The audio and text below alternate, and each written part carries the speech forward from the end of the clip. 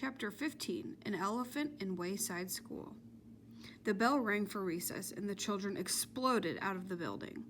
Lewis, the yard teacher, was ready with a big pile of red and green balls. The kids called, "Hi, Lewis," and "Over here, Lewis," as he tossed the balls to them. Over his shoulder, behind his back, through his legs. Dee Dee came charging out of the building. Usually, by the time she got to the playground, there were no good balls left. But she could see one red ball by Lewis's foot. She knocked over a kid from the 10th floor and shouted, "Hey, Lou!" Suddenly, she stopped. She had just remembered where she heard of Miss Drizzle. It was from Lewis. He had once told her about the meanest teacher he'd ever had when he was a kid. She hurried over to her friends to make sure. "Hey, Todd," she called. Todd was playing tetherball with Ron. As he turned to look at Dee Dee, the ball came around and bonked him on the head. "Do you remember when Lewis told us about the meanest teacher he ever had?" asked Dee Dee. Todd shook his head. After being conked by the tetherball, he couldn't remember anything. "I remember," said Jason, who was in line to play.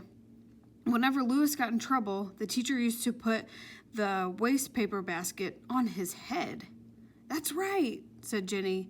"And then Lewis would have to keep it there the rest of the day, and everyone would laugh at him. And then the teacher would call on him to answer questions from the blackboard, but he couldn't see the questions, so she'd give him an F. Do you remember the teacher's name?" asked Dee Dee. Her friends shook their heads. Todd couldn't even remember his own name. "I think it was Miss Drizzle," said Dee Dee. They ran to Lewis. "Hey, Lewis," said Jason. "What was the name of that mean teacher you once had when you were a kid?" "Which one?" asked Lewis. "The one that put the trash can on your head," said Jenny. Lewis shuddered just thinking about her. "Miss Drizzle," he whispered. The kids looked at each other. "What color hair did she have?" asked Jason. "Brown," said Lewis. "Why?" "We have a substitute teacher," explained Dee Dee. "She's real nice." "Good," said Lewis. "Her name is Miss Drizzle," said Dee Dee. "Whoa, I'm getting out of here," said Lewis. He started to run, but the kids grabbed him. "It's okay," said Jenny. "It can't be the same teacher. Our teacher is nice." "And her hair isn't brown," said Jason. "It's white." Lewis relaxed a little bit. "You want to come up and meet her?" asked Dee Dee. "No way," said Lewis. "Oh, you're so silly, Lewis," said Dee Dee. "She's not the same teacher, and besides, you're a teacher now, too."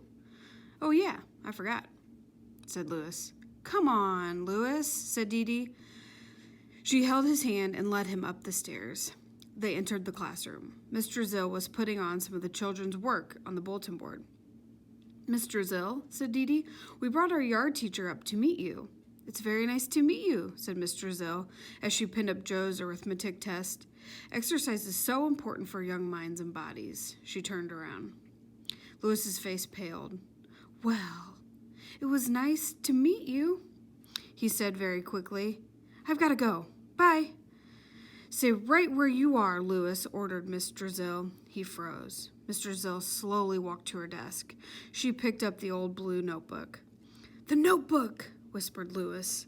Miss Drizzle opened it, and flipping through the pages, "Here we are," she said. She removed a piece of paper and handed it to Lewis. "Is this your homework?" she asked. Lewis looked at it.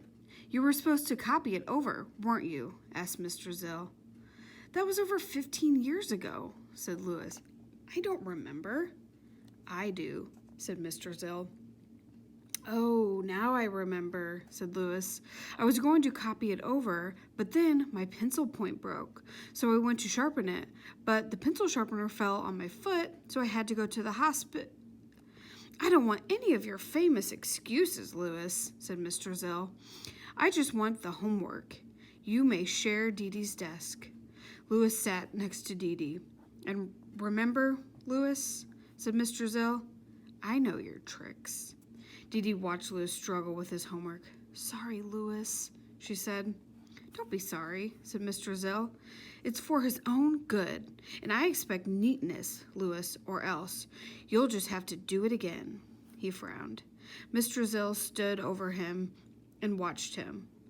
Your fingernails are filthy, she said. I'm the art teacher, Louis tried to explain. I spend a lot of time outside, in the grass and dirt and stuff.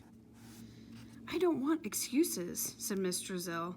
I want clean fingernails, and while you're at it, shave off that mustache. It looks like a hairy caterpillar crawling across your face. Not my mustache, said Louis. Unless you want me to rip it off for you, said Miss Drizzle. Dee Dee felt terrible.